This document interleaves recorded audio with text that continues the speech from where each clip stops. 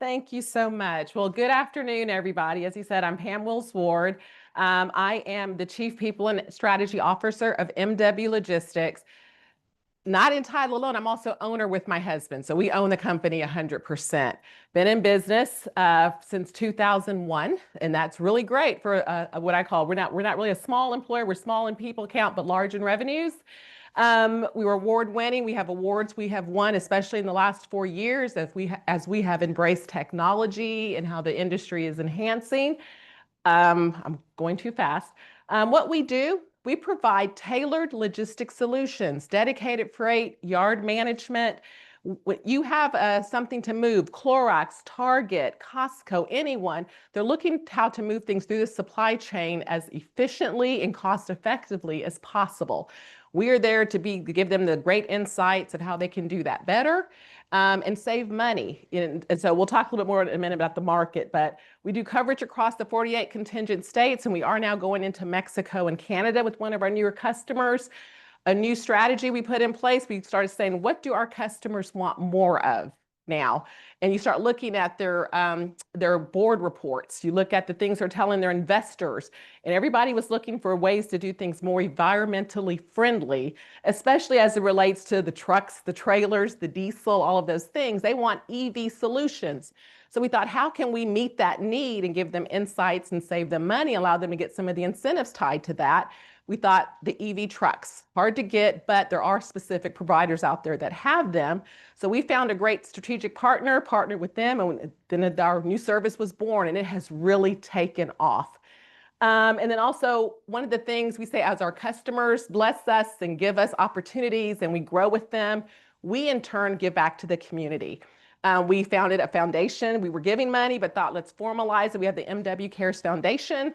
Some of you may have seen it in the news over the years, especially during the holiday. We were the ones that started the Big Give, along with Coach Patterson from TCU and the Tarrant Area Food Bank years ago during COVID. It was the largest one in the nation at the time. So that's just one of our many initiatives that we do. So that's a little bit about the company we have. Next, so I mentioned we're the owners. This is my husband, Mitchell Ward. Let me tell you folks, if you ever work with your spouse, it's a very interesting dynamic day in and day out. You're everybody's strong personalities, but you learn to work it out and bring out the best in each other. Like I said, before he founded this company, he had another, so he has decades of experience in this industry. One of the things he's most proud of, we both went to Texas State in San Marcos. He's a distinguished alum now. My youngest son plays football there, by the way. And then I came on after being an HR leader at a company called Freeman for 20-something years. I thought I was retiring and then ended up getting pulled into the company to work to help them grow from where they were. So that's kind of our history. About a year ago, we decided to, as we were setting the foundation for growth, to say, what do we want to stand for? So we engaged a marketing firm, talked to our customers, talked to our employees. We have about 38-ish employees, and said, what are we? So we're leading by our core values now. We say it's people first. Talent is so important. We can't do what we do without people, the right people in the right seats. So we embrace that and say we got the right people to help us, help you. We're a transformative partner. As I mentioned, we looked, what do our customers want with the EV solutions? So we try to provide informative insights all the time, good, bad, or indifferent. They want it. And the more you share with them and they can improve, the more you ingrain yourself and become a trusted partner with them. A community champion. I told you about our foundation we started. And then additionally, an agile innovator. If you're doing the same thing at a company you were doing yesterday for at least a year or two, you're probably getting behind. We want to keep up with innovation, especially in the supply chain and logistics category. Like I said, the last 4 or 5 years, they have embraced technology, insights, no longer the Excel spreadsheets, notepads, all the things people used to do. You have, systems like Ring Central tracking the amount of calls. You have AI components where they can answer the standard questions all the time. Never would have thought when I started we'd be so far so fast. But our company is one that we say we champion this and we keep up. So I'm going to talk about people today because that's really my core, my background a bit. And it applies to everybody, no matter what business major you're in, what you're going into, et cetera. So talking about the MWL team, we're proud to say, Brian, we were in the top 10 of companies in the supply chain management for interns this past year. We love getting our interns from this program because I love hiring passionate people. who want to do what we do. Okay. Sometimes you don't work in your major, but it has been a benefit for us. Of our 38-ish employees, 8 came from UNT, which I couldn't believe it when we did the count. So that's a great testament to graduates from here. So when we're looking for talent, what do we look for? All of these things you see here. Are you system savvy? Are you team focused? That's key to me. A we culture. Yes, you're supposed to be good individually, but did you understand the concept of team? Because nothing is successful in what we do, at least, until it comes in the door, it's priced, till it's all the way through accounting and it's been paid. Then I tell the salesperson you can pat yourself on the back. Until then, it's just a sale until it's executed and paid for. Deliver service excellence. And my key to everything, honestly, some of these things are things you see everyone will say. You sell in a fast-paced environment. You show initiative. You do this. The key to me, the current fit at this time in a person's career journey. One of my key questions when someone comes in and interviews is, why are you perfect now for this job right now in your journey? Because my key is it has to be the right fit. And the analogy I give folks is it's like a 50-piece puzzle I'm trying to build to. I have 38-ish employees, and as you know, a puzzle, it has all the points, the curves. You're looking for something to fit, but I look at the other side as they're helping us grow and build. So it has to be a fit both ways. We're going to talk about you going into the job market. So let me ask y'all a question. What are some of your goals after graduation? Find a job? Say it again. Could be internship right now. Spend time on personal projects. Advance it in your current career. Okay, well, that does align with what I thought you might say. So as I said, we're going to talk about careers. So we're going to talk about preparing for the job market. So you all know job market's tough right now. Economic reasons, employers are holding the purse strings, so to say. They're hesitant to hire and to grow because they're not sure what the future is going to bring. There's increased competition across the board. Again, are you competitive? Are you doing the right things in this environment? Because I will tell you, there's more companies, at least in supply chain and logistics, going out of business because they can't cash flow to the new terms being put upon us by the customers. So think about it this way. Typically, if you're lucky, you get 30-day payment terms. Okay. So in what we do, we have a customer who says, I want to move freight from A to B. And we'll pay you in 30 days from when you move it. So we're going to find a carrier and saying, I need you to move this freight today or tomorrow or whatever day it is.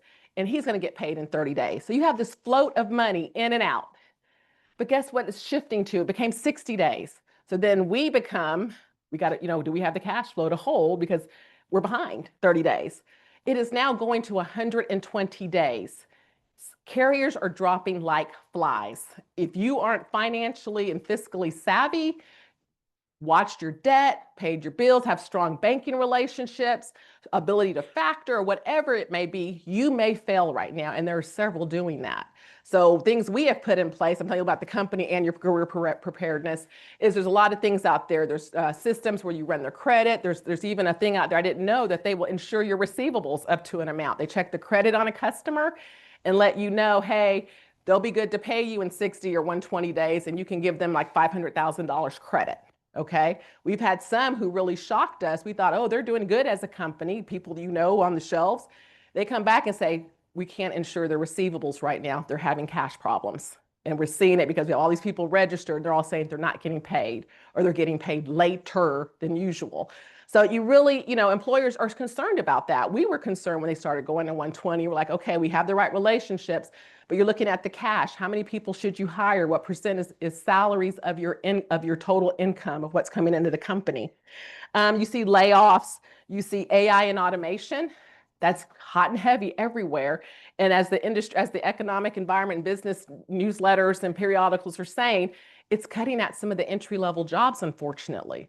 So that's going to squeeze the market for those coming into those roles. And that's what I'm going into, the impact on the college job seekers at this point. So again, for you all, you got to prepare yourself. That's what it means. How do you, with fewer jobs, fewer entry-level jobs, there's layoffs, increased competition from experienced people and others. How do you show up to make sure you have positioned yourself to get that opportunity?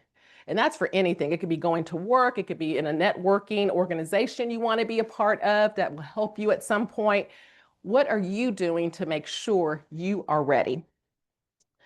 So with that, I pulled a piece of data off the National Association of College and Employers. They did a 2025 survey saying, what are the attributes that employers are looking for on candidates' resume?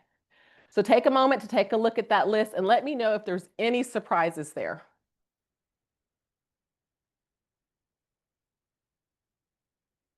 Does anything jump out of you or surprise you?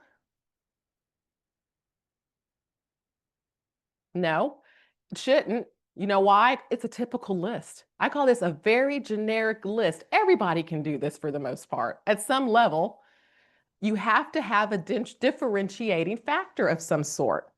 So just like a company markets itself to differentiate it from its competitors, you have to be able to differentiate yourself from others in the market, looking for the same opportunities you strive to achieve. Does that make sense? Just like you say, so I'll ask someone in here, if you were going in to be sales for a company, to sell a product, what do you have to know to be successful?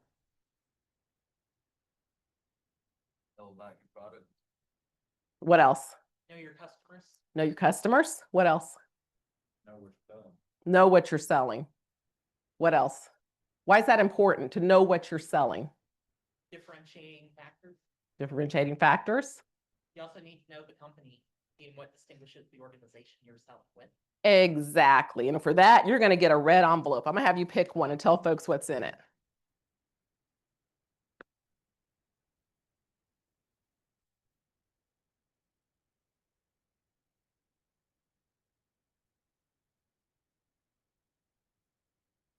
$15 bill. Got it. Okay. That's what participation gets you. Go. There could be more, could be less. So that's FYI. Key point. You have to differentiate yourself because when you're going in and selling that product or service, you're not the only one selling that. You're not the only one that says you can turn something blue. Who can turn it blue better? Who can turn it blue faster? Who can do it cheaper? And it's the same quality. You have to be able to differentiate yourselves. Know what makes you different and makes you the person they should hire. What are you bringing to the table that's going to help make that company even better? How do you describe yourself? You need to know your strengths. You need to know what you're passionate about. You need to know why you want to do what you're telling them they want to do. So have any of you practiced your own elevator pitch? What it looks like? Does anyone want to share it? Nobody? You got to have confidence in yourself. You have to know this stuff and be ready on the spot. You never know who's going to walk in this room. I could have marched in 5 colleagues from different industries, different hiring managers, and they say, hey, who's ready to come talk to me today? And I'm going to hire on the spot. Are you ready for that? Some of you should be. So with that said, does anyone have a pitch they'd like to share? Yes, sir. Very senior MDT. Also take part in the military aspect of growing up in college. I find it very passionate knowing the aviation industry, what other can move to grow industry and stay regulated. And I feel like that has been helpful at my class, Steve Joyner and Scott Collin, especially taking the capstone class currently. So knowing all of that, that's your passion and that's what you want to do. Why? There's 5 of you passionate. Why you? I think I highlighted the fact that I want to do some of the cargo realm as well as the aviation realm. Private pilot lessons, along with learning how TSA interacts with the state's regulations on top of it. Perfect. He knows. He said stuff I don't even know about. So I'm like, he's either researched, he knows what he's talking about. But if I'm talking to someone, that's a much different answer than you should just hire me because I'm here. Yes, sir. It's short, quick, and to the point. Yep. Marketing. Consultation. Yep. Yep. Not unlike a salesperson, practice the elevator speech of you. Know it, because if you know it, you're saying it second nature, secondhand. You're saying it with confidence. You're believing it because you're saying it and it comes out so naturally. They will believe it with you. Yes, ma'am. It being natural to feeling artificial, how do you find that line? Because I find sometimes it can come off as overly rehearsed. Mm-hmm. Yeah, that's always a struggle. You don't want it to come off of overly rehearsed, but usually when someone tells me that, it's not just you're selling the speech the first time, there's more follow-up that you give that shows if it's authentic or not. Because they'll say, oh, well, that was interesting. You said that. What about this? And if you have a natural follow-up and you can have a great dialogue, it becomes more authentic the more you have that interaction with that person. But if you're looking down at a piece of paper, if you are, you're not sure, like, well, you're looking nervous, you really don't know. We're thinking that you're trying to figure out, what do I want to hear versus what I really want to know about you. You spend so much time working with people than you do at home. You want to make sure it's the right fit and that you're successful. Take the stress out of it. You want to have team members and colleagues that really believe in the success of what you're trying to achieve. And you also want the authenticity, as you pointed out. So number two, so if you know yourself, you can definitely market yourself. Very important. Know the employer. Differentiating factor number two, know the employer. I can't tell you the number of interviews I've had, colleagues and I've talked about, where someone comes in and you can tell they haven't even looked you up on the website, looked up your website. That is so disappointing. I'm like, had you looked at, you should know a little something if you're walking in for a job, most definitely. So definitely the things, take the time to research the company. This is a generation in 2025 where everything you need to know about someone is at your fingertips on the internet. There is no excuse not to know nowadays. Now, of course, the great place to go to is their website. They have everybody has a litany of information, from about us to, what our current things are, press releases. You can find a whole lot of information. Now, hopefully that business keeps their website up to date. But also, as you're looking there, look through their products and services. Maybe you find some customer reviews. There's so much information you can pull and grab from and learn from. Leadership team, that tells you a lot. Where do they come from? What do they believe in? Things of that sort. So as you're getting to know the culture, what they bring to the table. News and social media, so important. LinkedIn, by far, is the biggest thing you can go to. You can go to Glassdoor. There's a litany of places you can go. Know their mission statement. What are they about? And if you're actually interviewing for a job, know the description and who you're interviewing with. There's no reason not to have their bios from somebody, whether it's the recruiter, online, but show that you connect with something. Find out if they're public. What did they just say on their last board business call? The investors, what are they saying? What are their initiatives? All that can be found online. Do your homework and research on a company. So as you all have gone through, some of you interviews, are you doing this?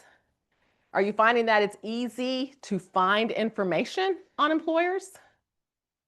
Okay. Have any of you ever showed up and not looked up an employer? How'd that go for you? Oh my God. Where is this at? No, that's okay. That's fair. That's fair. But if you had a lot of competition, let me tell you, a lot of times they said, if you didn't take the time to find out about them, why should they take the time to bring you on board? It's really a key factor. And if they're really, really passionate and wanting to connect with you. And one of the reasons it's really important is you're selling this constantly. Why are you their next top talent?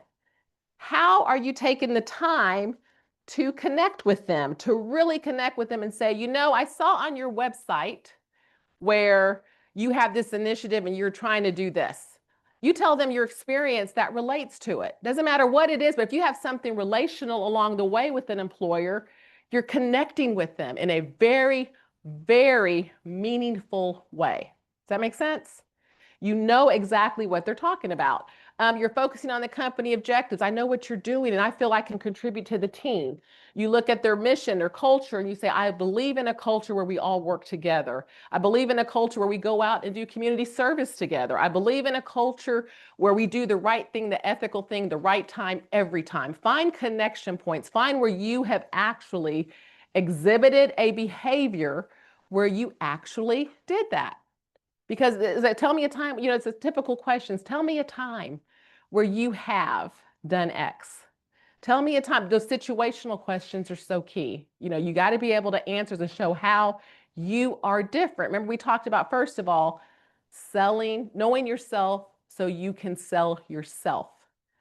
So when you think about questions, someone's going to ask you, you've been working or you have some experiences you're going to put on your resume. Remember, everything on your resume is fair game, because most likely your resume is what got you in the door because they saw that you had an experience or some skills, some knowledge that really made you different for you to come to the table, to get that ocean down to a small pool of candidates.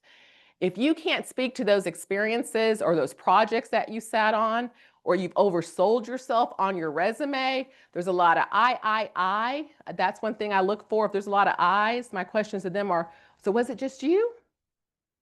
You did this all by yourself? Really? And then it comes to, oh, well, there was a team. And I said, well, tell me a little bit about your team. I'm looking for someone who, like I said, told you earlier, we're a very we culture. If I have someone over here who's trying to take all the credit and say it's all them, it's really a team, guess what? Do you think I'm going to hire that person? Probably not. So you can see all that as you look at our culture page, for example. You look at the culture page and say, how do I fit in? And does it fit you?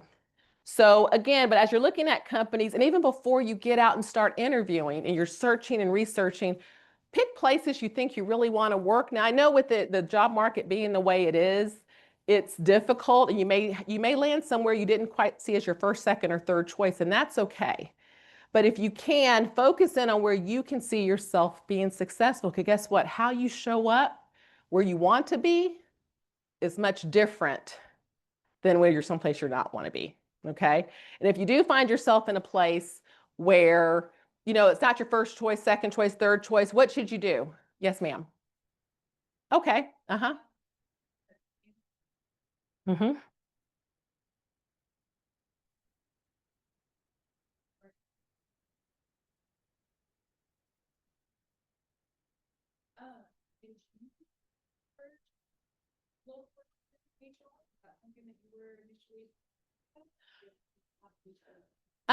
Well, my major, but I graduated before there really was HR major, so that's going to date me a little bit. I had a general business management degree.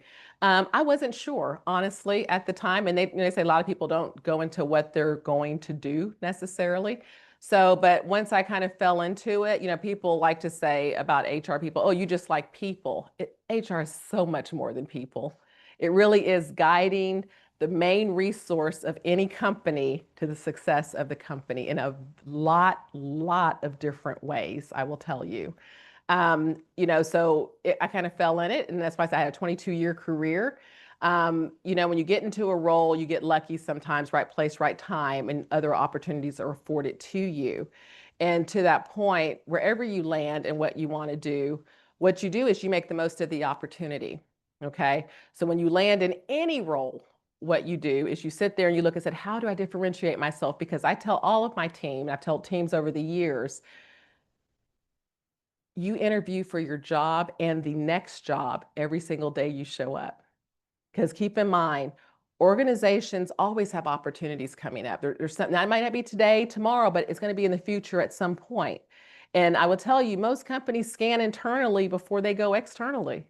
So if you have been showing up the way you should, if you have been, volunteering for projects, taking the lead on projects, saying, hey, coming forth in meetings with your ideas, saying, have you thought of, networking with team members and others, that's how you differentiate yourself. And they'll naturally scan to you and say, we should consider this person, versus setting out. So again, back to your question of HR, though, it's just where I landed, honestly. I didn't know. And some people say, well, maybe a parent was in it. My dad was in HR at some point. But again, that wasn't really an influence. I just kind of landed there. I liked everything about looking for talent, strategizing the talent for today, for tomorrow. I mean, all those things came to play. And it was good. And you kept building upon it and building new programs. I'm a builder. You kind of find out about yourself. Who are you? I'm a builder. I like finding a problem and solutioning to the end and putting a team together to get it successfully pulled through. That's just where I gravitate. So good question. Yes, sir. So, y'all a smaller company by number. Mhm. I mentioned that y'all had, experienced, some pretty quick growth with the embracing of technology. Mhm. I mean, now that you mentioned that you also just kind of landed in HR. Mhm. So when the company is bringing on new talent, y'all bringing on new talent, how successful, how much of y'all ear would y'all give to someone with these new, fresh ideas, kind of push the limits of y'all current capacity? That's an expectation of those I hire. I tell them I'm bringing you in not to, as a cookie cutter and just do what we say. I can go get anyone to just to do A to B all day long. I'm bringing in thinkers. We're bringing in people that we want to say, hey, we think we're doing good, but we know we have a culture. We say we can always evolve, change, and grow. So when new folks come in, I will tell you, there's 2 specific interns we hired out of here in the last 3 years. They've just head over, they came in and they jumped over other people to get promoted. It's just a matter of, I said, I say, when you come in, we're going to teach you what we do. But if you see something that you're like, why do you do that? Ask. And if you see like, hey, I can add this extra whatever to it, which some of them just had ideas, we're like, we didn't think about approaching it that way. We look at it, say, let's try it. And it added efficiency. It made people understand further in the pipeline what was going on. People want that. Now, you'll know real quick if you're in a culture, and I'll say, we embrace that. A lot of employers do, but there's going to be some who don't. But again, that's how you do your due diligence and homework in any process you do to align. We are very open to that. We want people to pressure test what we do, pressure test how we show up. That's the only way you evolve and get better. It's not in it. And sometimes, great, you have a great idea, but we say, we did try that. We're honest. We tried it, but let me tell you why. It may look good here and be part of the process, but guess what? It has a negative impact on F over here. So that's the reason it would make sense. We thought it would, we tried it, but it broke the system somewhere else.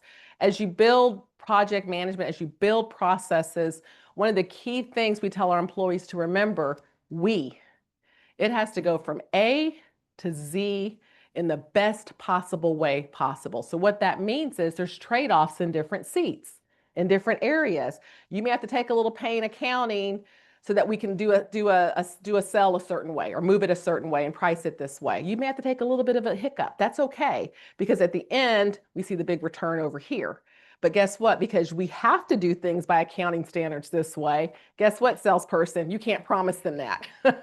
You can't do that. So I know you think you could sell the moon if you had it, but you can't for other reasons. So we were very, very specific on process, looking at how things link before you, after you, and continuously through the process. That's a good question. Any other questions on that? How many of you in here are supply chain and logistics majors?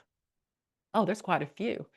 So speaking of that, as I mentioned, the industry has changed quite a bit.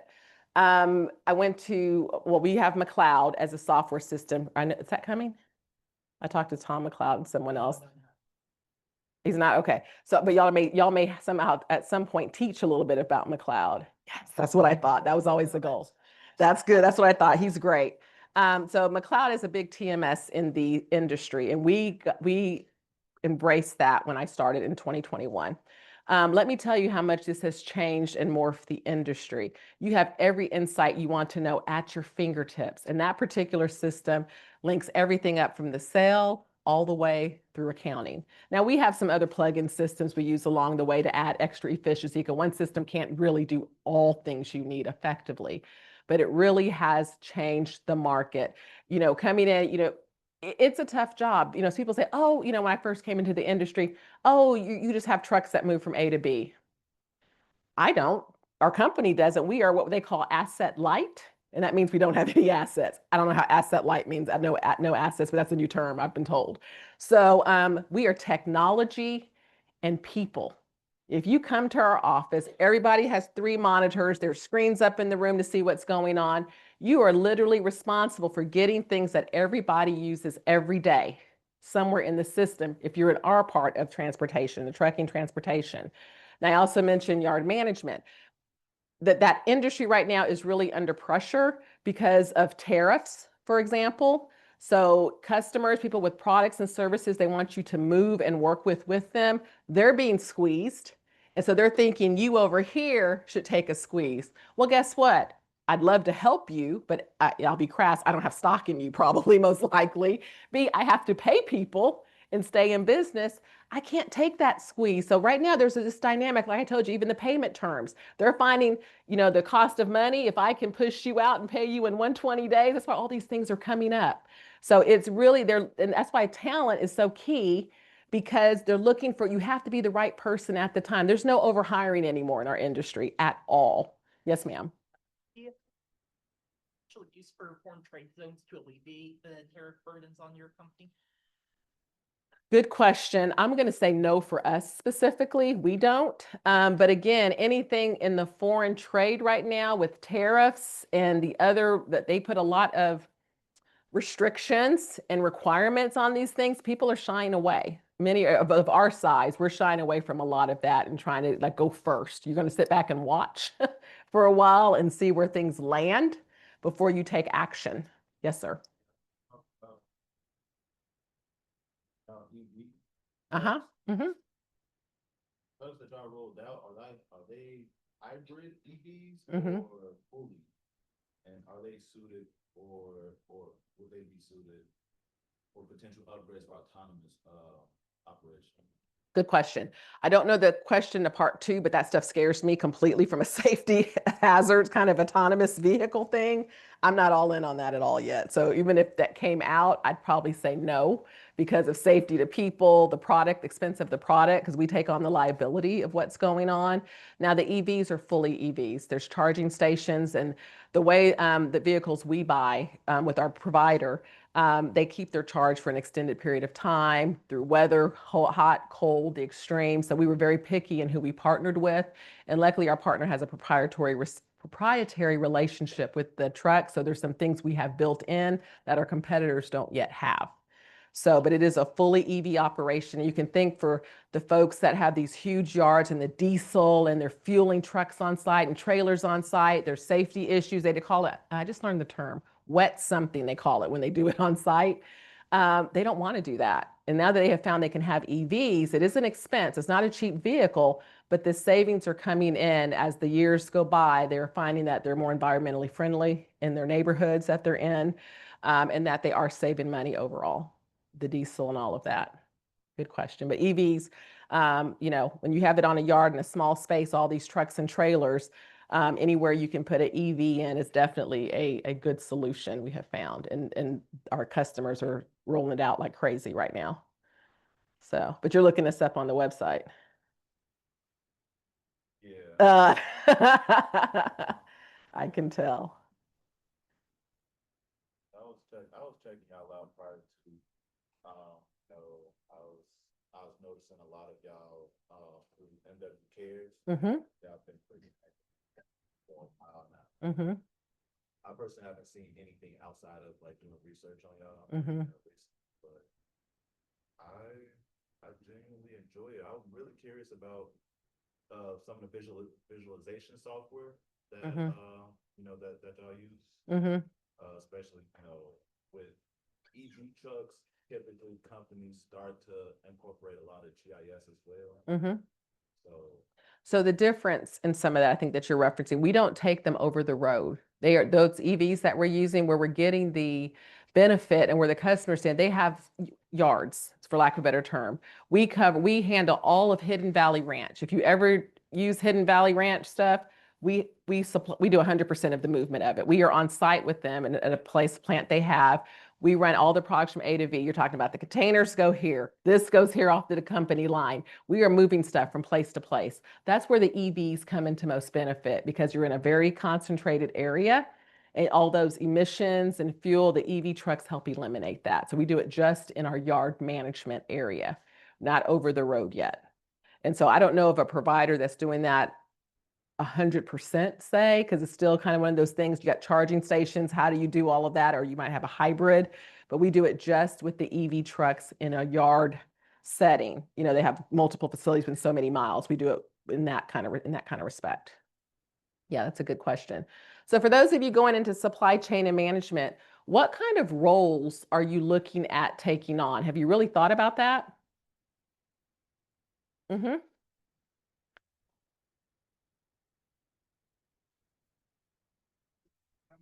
No problem solver. So Mm-hmm. been in a position where I worked for a military company, and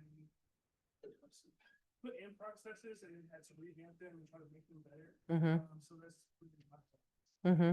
So as you look at that, what kind of companies do you feel fit that kind of area? Because again, supply chain and logistics, there's so many avenues and aspects of it and what companies focus on. I'm sure you've seen that. Is there any particular like a brand, if a actual company name you feel kind of fits that bill? Mm-hmm. More tech for me because I also like tech. Mm-hmm. I'm trying to incorporate that with logistics. Mm-hmm. And process improvement Mm-hmm. as far as like the operations portion for the operations aspect.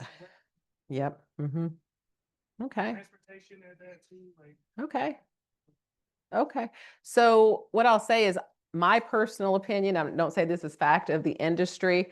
I don't think that the industry has enough people that focus on tech, understanding the systems we use like a McLeod, because when I first came on to McLeod, they really just kind of rolled out a product. And I literally had this conversation with Tom McLeod. I said, I'm so frustrated because when we rolled out SAP where I worked before, there's actually consultants out here who are experts. They know how to implement it. They look at your business processes, they bring it in. There was no one. It's kind of like, you know your process, you'll make it work. And so they have evolved, McLeod has, where they have people that are experts, but what is not evolved is actual people that do this work. I said, if I was tech savvy and I wanted to know all the ins and outs of the system and I know transportation and how it works, I could make $1 quadrillion doing this because there's nobody out there right now. Nobody out there. Now, you have people who may have worked at these places, but they're not connected enough to really understand business processes. That needs to really meld together. Now, you got people who know how to analyze data and get things like that, but it's just that tied to the TMSs of today in our business industry. It's just not there. I mean, we have a technology company that supports us, and they help us build reports. They help us analyze things. And I'm like, would you be interested in going out and getting people just up and running on McLeod, really understand how the modules all work together? There is nobody out there like that. Now, I can piecemeal consultants, but if somebody ever could figure that out, I'm going to say, let me buy stock real quick when you go out because it is going to take off like wildfire. Yes. Right now, in the company I work for, Mm-hmm. it's probably LTLs and truckloads not being picked up. Mm-hmm. And do you have any solutions or anything that we could angle to get the military? Because it's really the military. I work for a workers company that deals with Like AFEs and stuff. Uh-huh. T-Force, Yeah. DHL, all of it. And really the issues coming from T-Force right now where they're just not picking up LTL loads. Mm-hmm. And it's resulting in running fees to these suppliers.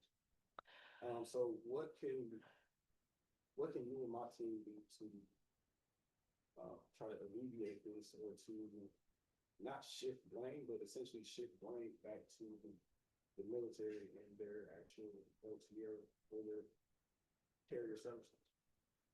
You asked me a couple of questions in that. So first, let me start off with saying we barely touch LTL. We got some, and just for that reason, somebody had a customer that had LTL. There were so many issues, and it never was us. I will say it was always them, but they always said it was us. That is the hardest thing to do. Again, that's an area somebody needs to specialize in. Like the DHLs do it well, I guess. They have a model that works and those kind of folks, but it really is just really staying on top at the very beginning, exactly what are we doing and what time frame? Because like you mentioned, by the time all these fees come on, for whatever reason, truck order not used, or you missed the delivery, you got delays, you got all these things, you really made no money on the load. You made minimal for all the effort you put into it. And so, interesting factoid at the McLeod conference in, where were we? In Denver. Just came back from Denver from the McLeod conference. I had to think where I was. I've been traveling a lot. I was just telling Brian. Executives from some of the big trucking companies said for the first time, and my husband thought I was crazy when I said that, I said, all business is not good business. All business is not, and they were like, you don't understand sales. You're an HR person. I'm like, I got a lot more than that on you. But it's rough right now with the increased payment terms. I mean, everybody's looking at, is this business good for you? So when we got the LTL, we kind of said, sorry. We said we're going to take a few loads, the lanes that worked, or we knew people communicated at those locations. But everybody else who was the problem children, we said we can't do that anymore. We appreciate you and would love to continue to do business. It's just not a fit for us. And that's not a bad answer to ever give anybody. It's not a fit. If you're going to lose money and have bruised relationships and all of these things, because the thing that can kill you most, it's a tight-knit transportation community. Okay, these companies talk to each other. You'll be known as hard to work with. It doesn't work. They don't care. I mean, all these things you hear. I'd rather have a professional conversation that it's not. That's what we chose to do. So I will say, I don't know how to help you with that. LTL is hard. And there are a lot of fees affiliated with it. It's all about communication on the front end with who's doing the steps with the customer. And let the customer need to understand, usually the breakdown I have found was in the facilities where they're sending you to go get things. They're not ready, or it's not what they told them it was going to be, or the quantity they told them it was going to be. And that messes up everything else you have in the chain. So that's where all the fees come in, because they claim you knew, you didn't know. You just got to stick to your process. If y'all have anyone focusing, I would say, on process improvement, what we did is we went to the board and said, let's draft out the life of an LTL load. Where are the breakdowns? It starts here. You know, just take the one customer, the one lane where you have the most problems. Just identify where those hiccups are. Have a conversation. Somebody is the owner of that account. Have them have a conversation and see if they're receptive. If they're not, you are at a critical business juncture and have to make a decision, honestly. You know, it's hard for some of these companies, especially the ones I see going out of business. They're chasing business they should not be doing. They're chasing business that is hurting their bottom line.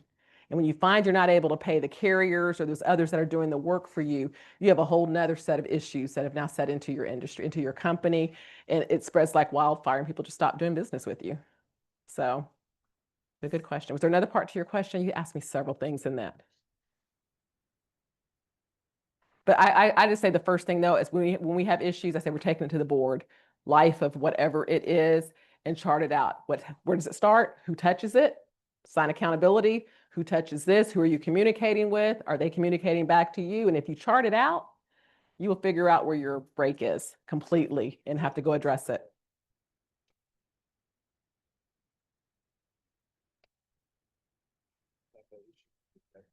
So ask me the first part. You said ask management. I don't know what that is. And you know what? And I say that, and I'm fine with saying it. In our industry, and I know that other industries do it too, but when I interview someone, I'm asking, your title may be broker, your title may be carrier sales, but guess what? Everybody does it different. Some people are cradle to grave. Some people just have this. So some people, I'm gonna get the phrase wrong. You kill what you eat, hunt what you, whatever, what is that saying? So you do it all. So I got to sell it, I got to find the customer, then I got to go find the truck, then I got to price it, I got to find the truck, and I got to move it, and I got to make sure all the accounting paperwork's in. That's what I call the cradle to grave. And there's companies that run that successfully. There's some people that have said, let me split it up so people become experts in what they do. And it's easier to categorize into AI and all those other things. So we break it down a little bit further. We're not cradle to grave in any job, because we said you got to be experts. Everybody can't sell, first of all. Everybody can't find a carrier first. It's different. Every role is different. So I bless those who can do cradle to grave. But yeah. A lot of different things that brought me to the question, as far as the trade-offs of project-based skills to process-based skills. Mhm. So how much have projects kind of influenced y'all current process? A lot. So we started off 4 years ago, and we made a conscious effort in 2021 when I started. The only reason I came on board was, yes, ma'am. I'm sir. Oh, 5 minutes? Okay. The only reason I came on was because we made a conscious effort that we were going to grow. We were doing fine. I call it like the local donut shop, family owned. You have a good brand. Do you want to grow, or are you good where you are? Mitchell said, I want to grow. But I didn't think he heard me the first time, because he walked away, came back 2 weeks later, said, I think we can grow. I'm like, who is we? I'm at home, I'm good. So it's now we. And we decided to grow. So process was first for us. But now that we have process, it's project and program management. We have a young man, he didn't graduate from here, but he's now getting his certification in project management, because as we go into new facilities, it's a logistical nightmare. If somebody's coming out, you're coming in, who's accountable for what? So this project management is really key for us right now. We think we're doing a good job, but he was like, we're like, does anyone think we have a skill? He goes, project management, go off to class. He is now prospered, and we're going to put some stuff on him. So he recognized an opportunity, and we talked about it, and we said, that's where we're going. So it's very key, because everything is almost a project now. You know, there's a lot of project work going on. So that's key. Any other questions? Supply chain people. I mean, there's other majors in here also. Are y'all concerned about the job market? Well, your number one concern is not getting a job, correct? I'm going to tell y'all, I'm going to scroll ahead real quick. Just make sure you can, differentiating factor is key. Every month, every year, do something to prepare yourself. Go network, go meet with other people, get out of your comfort zone. The more you do it, the more you will differentiate yourself. That to say, you may end up doing something else that you did not think you were going to be doing out of college. That's okay. Make the most of it. Someone in here said, what did they say? They said, make the most and do the skill. Who said that? Come get an envelope, pick one. And that's key. Make the most of every opportunity, because guess what? They may or may not check your reference, but if you can verbalize and show how you connected with the success of something, that's all we're looking for. Someone who took accountability and ownership of their responsibilities at a job, and they're bringing it to the table. I also can't pick an envelope. I also can't stress enough the ability to just own you. But these are things, I know y'all see this everywhere you go, but you need to practice it. People say they know it. They don't do these general reminders. Show up early. If you are doing web interviews, make sure you test your connections, video and audio. Can't tell you when that falls apart, how I'm disappointed I am, because we're doing that on purpose. Be professional and courteous to all you meet. And I say that with a story. I knew a person who interviewed, as soon as the person left, guess who they went and asked? The parking attendant and the receptionist. How was that person in the room? You'd be surprised the stories we heard. And it was like, okay, well, then we're going to pass, because our expectation is you represent the company well. But I'm going to extend that. You have to represent your own brand well. Every time I hire someone, what I say is, you're not only representing yourself, you're representing your colleagues, your department, the broader company. You are representing everybody. Think about if you were hiring an employee for your own company, what would you be looking for? That's really something to think about. Really something to think about.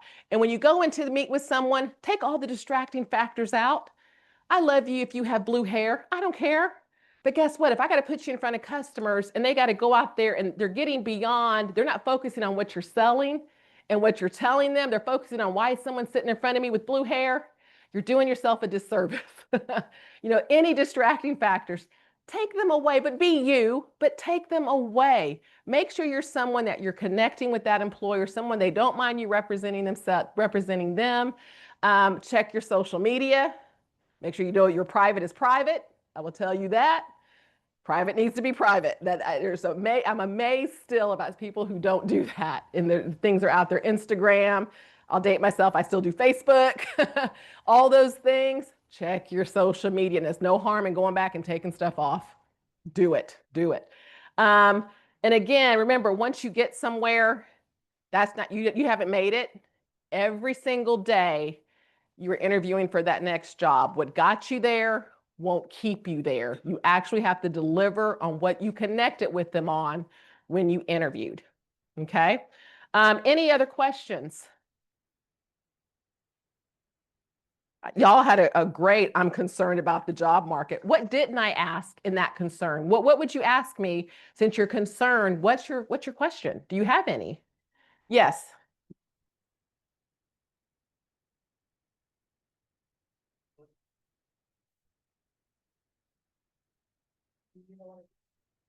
No, ask me the first part again. I didn't hear it completely.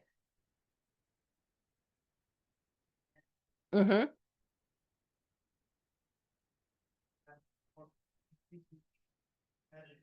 Mm-hmm.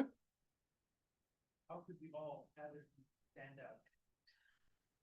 That's the magic question. You got to do the best what's for you at the time. You may not, that goes back, you may not get what you want right now, but if you continue, don't get discouraged. But if you continue making the most of the opportunity that you get or that is in front of you, that's the only way you're going to achieve your goal. That's really it. I saw one more hand in the back, then I'll come back to you. Good question. I'm not gonna say we're frozen. I got an intern and I just hired 4 people, literally. We went to remote employees out of state to get the skills we needed. And 2 of our customers actually asked us to come on site and manage their facilities. So we were so excited. So they're in other states. But I think we're gonna be paused till the first of the year. But if you're looking for an internship, definitely send something to me because I'm gonna start interviewing for interns next month for spring, okay? Any other, and it's a person who told me they had warehouse, they were looking at warehousing. Let me know. I have a connection for you at, I'm gonna say the wrong customer. Armada has a warehouse facility that they run. It's a lady that runs it here in Dallas. I just took my team, a high school team there to visit. You might want to see if she's hiring any interns because they do a great job, Armada. Okay. You got a question? Where you sell yourself to a company, Mm-hmm. as in like you're trying to push to join their team, and Mhm. like you're trying to convey to them that you're trying to grow part of the company, Mhm. integrate yourself with Mhm. like learning all the tasks Mm-hmm. at hand, so you can get a greater understanding, so you can maybe like make revisions and see how you can improve it. Good point. My daughter just taught me something I did not know. She's at Northwestern. She said what she does, she links up with people on LinkedIn. Apparently, it's really big in the finance space, if anyone's in that. And people will actually connect back with you. I don't know how she does this, but she goes, I reached out to someone at Blackstone and here, and they did call me back. So you look for people who are newer there in a position you like. And apparently, this is a thing in that industry, but I would tell you to try that here. Go on LinkedIn, find somebody doing what you do. Try to connect with them and send them a message saying, hey, I'm really interested in your company and more so what you do for that company because I strive, I hope to do that one day. Can we connect? And that's the whole way they're doing it in that industry. So I thought that was kind of a cool thing that people actually called back too. So Brian? Uh-huh. Oh, okay. Is that any more questions? Yes, ma'am. Will you be doing the networking? I'll be here. Yep. I'll be here to answer questions personally.